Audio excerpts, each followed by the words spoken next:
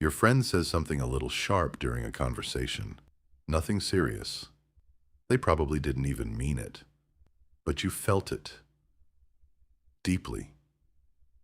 You couldn't stop thinking about it for the rest of the day. That night, you replayed the whole conversation in your head. Their tone, their words, their face. And the worst part? They had completely forgotten about it by dinner. But you were still hurting at midnight. If this sounds familiar, you probably think the problem is that you feel too much, that you're too sensitive, that you need to toughen up. But that's not actually the problem. The feeling part is real. Your brain genuinely picks up more than most people's brains do. The problem is what happens next. Because feeling more and interpreting correctly, those are two completely different things. And your brain has been confusing them your whole life. Here's the truth your brain is hiding. Psychologist Elaine Aron studied people who feel things more deeply than others for decades. And she found something important. Around 1 in 5 people are born with a brain that picks up more signals from the world, more emotions, more details, more of everything. But here's what most people miss about her research. That same brain that picks up more also reacts more. And reacting more doesn't always mean reacting correctly. Your brain receives a signal, a look, a tone, a silence, and immediately starts building a story around it. A very detailed, very convincing, very emotional story. The problem is, that story is often wrong. And you've been living inside wrong stories for years, without knowing it. Here's how it happens in real life. You send someone a message, they read it. You can see the 2 ticks, but they don't reply. A normal brain notices this and moves on. Your brain starts working. Are they upset with me? Did I say something wrong? Maybe they're tired of me. Maybe I was too much again. By the time they reply 2 hours later, you've already had an entire argument with them inside your head. You've felt hurt, guilty, and anxious. And their reply says, "Sorry, was busy, what's up?" Nothing happened. But your brain made you feel like everything happened. That's not sensitivity. That's your brain filling in the gaps with fear instead of facts. Here's what's actually going on. Your brain picks up a signal. Let's say someone's tone sounds a little flat when they talk to you.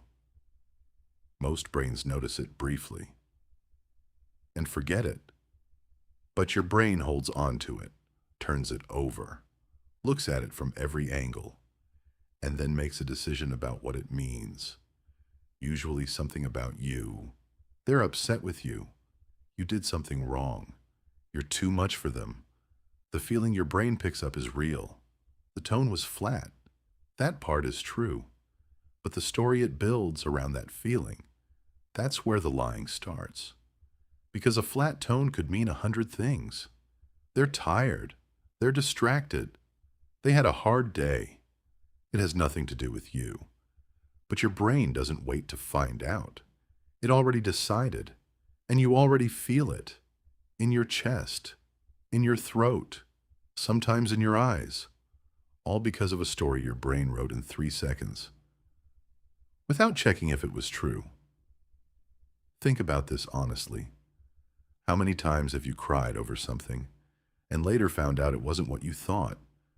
Someone wasn't angry with you, they were just tired.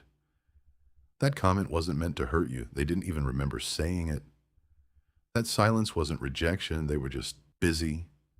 How many conversations have you replayed at night, changing your words, wishing you'd said something differently, for a conversation the other person forgot about by the time they went to sleep?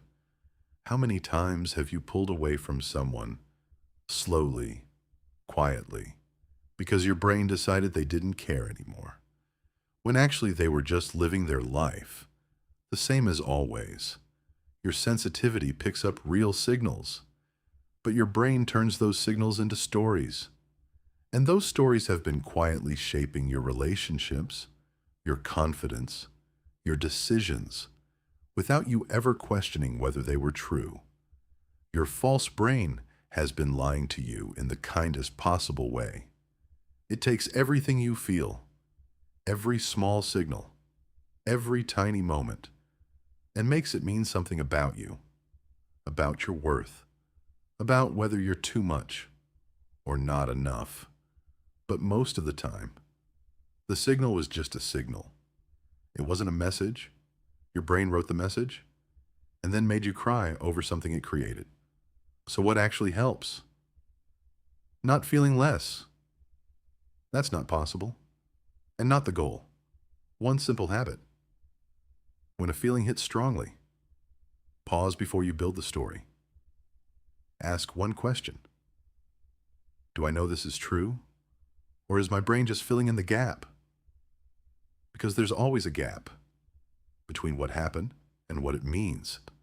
There's a gap, and your brain fills that gap faster than most people's do. With emotion, with detail, with a story that feels completely real. This works because the feeling and the story are two separate things. The feeling is real. Something happened and your brain picked it up. But the story is just a guess. And most of the time, it's a guess made out of fear.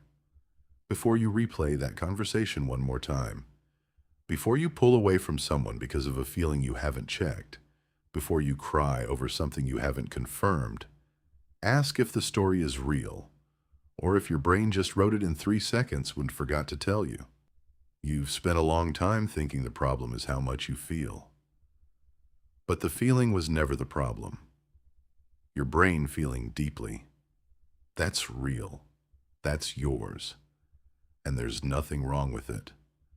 The problem is the 3-second story your brain writes around that feeling. And once you can see the gap between the feeling and the story, you stop living inside stories that were never true.